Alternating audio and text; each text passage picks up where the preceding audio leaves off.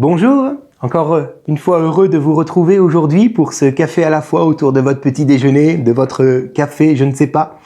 Mais nous voulons vraiment donner un temps particulier au Seigneur afin d'entretenir notre relation avec lui, mais aussi afin que sa parole nous nourrisse chaque journée, car c'est seule sa parole qui nous promet la foi et qui nous promet aussi finalement de marcher dans les voies du Seigneur. Alors que la parole du Seigneur aujourd'hui conduise nos pas et donc nos choix. Rappelez-vous, nous sommes avec Jacob qui a quitté la maison de son père comme un fuyard et qui va se retrouver devant un puits et là, il va rencontrer, on va dire la femme de sa vie, Rachel, fille de Laban, frère de Rebecca, sa mère.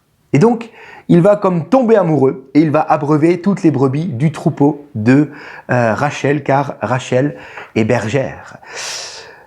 Rachel va alors parler directement à son père Laban de ce que Jacob vient de faire et Laban va alors demander à Jacob de venir chez lui. Ils vont discuter tous les deux. Ils vont discuter, ils vont faire connaissance. Mais ils vont certainement discuter aussi de Rebecca, la mère de Jacob, qui a quitté la maison de ses parents et donc de Laban. Il y a de cela déjà 60 à 70 ans. Et oui, vous voyez, le temps passe vite, hein. Et donc, ils vont discuter de Rebecca. Ah, Rebecca est toujours en vie. Alléluia, merci Seigneur, elle va bien. Ils vont certainement aussi discuter d'Abraham, qui est décédé lorsque Jacob était encore un adolescent. Et puis, très certainement qu'ils vont aussi discuter du parcours atypique de Jacob. Voilà, Laban, pour quelle raison je suis aujourd'hui devant toi? Je fuis car mon frère veut me tuer. Pourquoi? Parce que j'ai fait ça. Voilà. Donc, il explique tout cela. Et sur cela, Laban va dire ceci: certainement tu es os de mes os et chair de ma chair. Pourquoi? Parce que oui, Jacob connaît les ancêtres de Laban. Mais surtout aussi parce que Laban a pu discerner dans Jacob un homme rusé, comme c'est le cas pour lui et pour toute sa maison. Mais ça, on en reparlera dans 2 jours. Pour aujourd'hui, arrêtons-nous à une histoire d'amour. Peut-être que vous êtes célibataire et que vous cherchez votre bien-aimé. Peut-être que vous êtes avec quelqu'un et vous envisagez le mariage, je ne sais pas. Alors la méditation d'aujourd'hui est pour vous, afin de savoir si c'est vraiment la bonne personne. Aujourd'hui et demain, nous allons en parler. Aujourd'hui, la différence entre l'amour et la convoitise. Attention, ce n'est pas pareil, mais ça se ressemble. Ok ? Alors attention aux apparences. Nous lisons aujourd'hui Genèse 29, les versets 15 à 20. Alors que Laban propose à Jacob de travailler pour lui afin qu'il puisse se nourrir, tout simplement. Il dira donc à Jacob: « Parce que tu es mon parent, me serviras-tu pour rien? Dis-moi, quel sera ton salaire ?» Or Laban avait 2 filles, l'aînée s'appelait Léa et la cadette Rachel. Léa avait les yeux délicats, mais Rachel était belle de taille et belle de figure. Jacob aimait Rachel et il dit: « Je te servirai 7 ans pour Rachel, ta fille cadette. » Et Laban dit: « J'aime mieux te la donner que la donner à un autre homme. Reste chez moi. » Et là, le verset 20e nous dit: « Ainsi Jacob servit 7 années pour Rachel, et elles furent à ses yeux comme quelques jours, parce qu'il l'aimait. » Et là, les commentaires juifs disent que ces mots de ce verset 20e sont sans égal dans toute la littérature romantique. Waouh! Oui, comme le dit ce dicton, quand on aime, on ne compte pas. Et là, nous avons un homme, Jacob, qui est prêt à travailler et ces 7 années sont passées pour lui comme quelques jours parce qu'il était amoureux. Waouh, c'est merveilleux, non? Quand on aime, on ne compte pas. Je crois que c'est vraiment le signe qui montre que nous sommes vraiment aimés et non pas simplement convoités. Parce qu'il y a une différence entre l'amour et la convoitise. L'amour va rendre les choses faciles. La convoitise, à l'inverse, va rendre les choses toujours plus difficiles à vivre. Et soyons vigilants car nous vivons une époque où les gens vivent de plus en plus selon la convoitise de leur chair. Autrement dit, ils n'ont comme seul objectif que d'assouvir leurs désirs. Mais Jacob aimait Rachel, il ne la convoitait pas. Si c'était simplement de la convoitise, laissez-moi vous dire que les 7 années auraient paru pour lui comme 70 ans. Et il se serait très certainement consumé bien avant la fin des 7 ans. Il se serait consumé avec Rachel avant le mariage, ou peut-être avec une autre, qui sait. Mais parce que Jacob aimait, ces 7 années sont passées pour lui comme quelques jours. L'amour n'est pas possessif. L'amour est patient. Celui qui vous veut maintenant et tout de suite ne vous aime pas, mais vous convoite. C'est votre corps qu'il aime, j'ose le dire, mais ce n'est pas vous qu'il aime. Celui qui vous veut pour maintenant tout de suite, le plus vite possible, n'est pas dans l'amour, mais il est dans la convoitise. Alors soyons vigilants. Lorsqu'un homme vous convoite, il voudra toujours vous entraîner dans des choses qui paraissent difficiles, inconcevables. Pourquoi ? Parce qu'on n'est pas prêt à attendre. Il faut le faire le plus vite possible. Et donc tout devient difficile à vivre. Il y aura peut-être des problèmes avec les beaux-parents, avec nos propres parents, car eux, qui sont sages et qui veulent notre bonheur, voudront nous mettre en garde, mais nous ne voudrons plus les écouter. 7 ans de travail pour une femme. Osée, chapitre 12, verset 13, nous le répète bien en disant « Israël, c'est-à-dire Jacob, servit pour une femme, et pour une femme, il garda les troupeaux. » N'est-ce pas merveilleux ? Par amour. Il est donc normal d'avoir une situation professionnelle et financière qui soit stable avant le mariage. Comment ça, tu veux épouser ma fille, mais aujourd'hui tu ne peux pas, tu n'as pas les moyens. Donc il va falloir que tu travailles. Et là, le deal, je le dis comme ça, c'était 7 ans de travail. Pendant 7 ans, tu vas travailler parce que oui, lorsqu'on aime, on veut offrir le meilleur. Et Jacob ne va pas dire non parce qu'il est amoureux.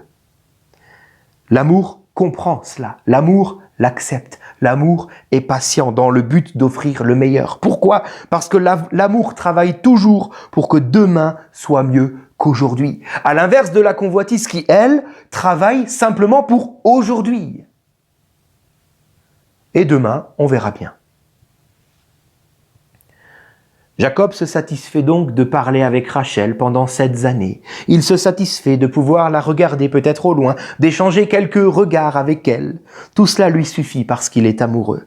L'amour, finalement, rend les choses difficiles beaucoup moins difficiles. Waouh! Oui, parce que je suis amoureux, je ne vais pas vouloir rendre les choses difficiles, mais dans les situations pénibles, je rendrai cela facile pour ma bien-aimée. Voilà l'amour. L'amour nous guérit aussi du passé douloureux. Car Jacob va penser maintenant à Rachel toutes les nuits. Et tous les matins, lorsqu'il se relève, il pense à qui ? À Rachel.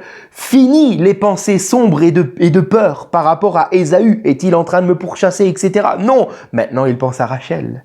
Waouh, l'amour nous guérit du passé.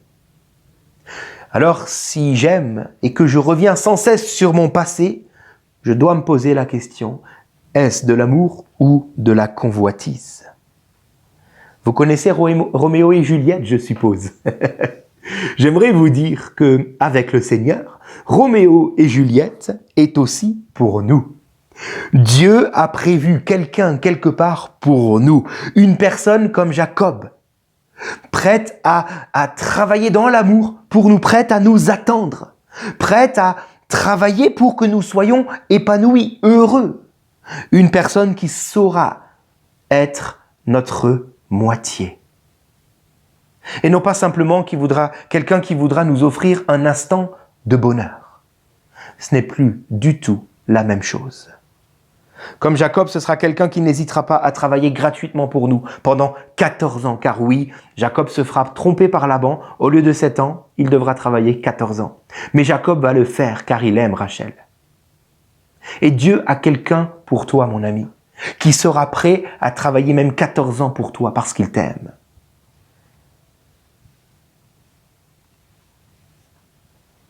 Par amour pour vous, j'ai noté ceci, une petite blague. Votre bien-aimé se lèvera bien plus tôt afin de vous préparer votre petit déjeuner et de vous allumer un café à la fois pour bien commencer la journée. Comprenez ? Il vous donne le meilleur. Ça, c'est l'amour. À l'inverse de la convoitise qui, lui, veut plutôt le meilleur pour soi. Alors ne nous laissons pas tromper. Est-ce que vous allez laisser Dieu vous conduire jusqu'à votre Rachel, jusqu'à votre Jacob ? Ou est-ce que vous allez plutôt tomber dans les bras de quelqu'un d'autre par convoitise ? Cette convoitise qui ne saurait attendre plus loin qu'aujourd'hui. Soyez vigilants, ne tombez pas dans le piège, car l'ennemi qui est rusé saura toujours vous proposer quelqu'un qui convoite, sachant que vous êtes vous peut-être aujourd'hui dans l'impatience. Alors ne tombez pas dans le piège, car vous risquez de passer à côté de votre Jacob, de votre Rachel. J'aimerais prier pour vous, afin que Dieu conduise vos pas jusqu'à ce puits où Jacob a rencontré Rachel, si vous le voulez bien. Seigneur, je prie donc que tu bénisses toutes les personnes qui aujourd'hui sont en recherche d'un conjoint, qui pensent peut-être l'avoir trouvé, afin que tu les éclaires. Seigneur, le sentiment amoureux ne doit pas être confondu avec la convoitise de la chair. Notre chair peut aimer la chair, mais ce n'est pas ça l'amour. L'amour émane du cœur. Donne-nous de faire la différence et de ne pas nous laisser tromper. Je prie donc que tu montres à chacun, à chacune, où il en est, où elle en est. Et que tu gardes nos pieds, nos mains, nos bouches d'aller trop vite, trop loin, et de tomber dans la convoitise.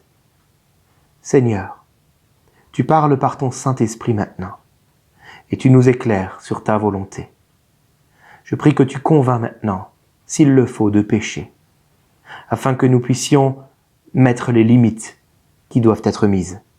Je prie que, peut-être au contraire, tu nous convaincs par ta paix, pour une relation qui peut-être serait selon ta volonté, afin que nous n'ayons plus aucune peur quant à l'avenir.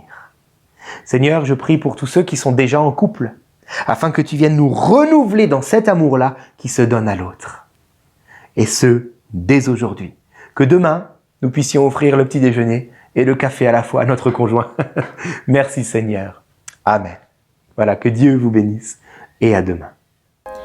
J'ai soif de ta présence, divin chef de ma foi, dans ma faiblesse immense, que ferais-je sans toi?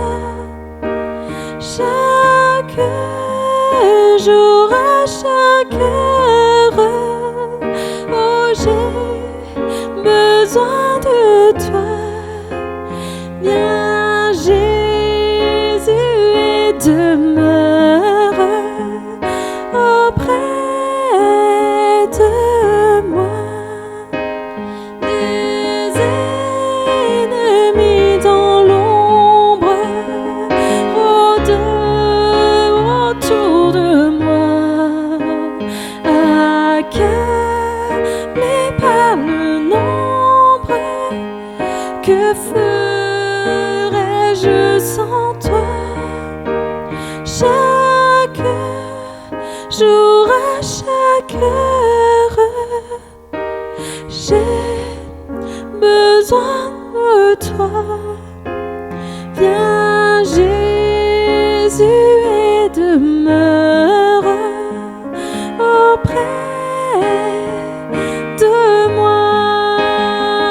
Oh, Jésus, ta présence, c'est la vie et la paix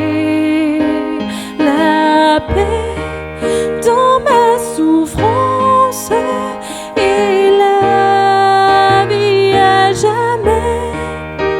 Chaque jour, à chaque heure, oh, j'ai besoin de toi.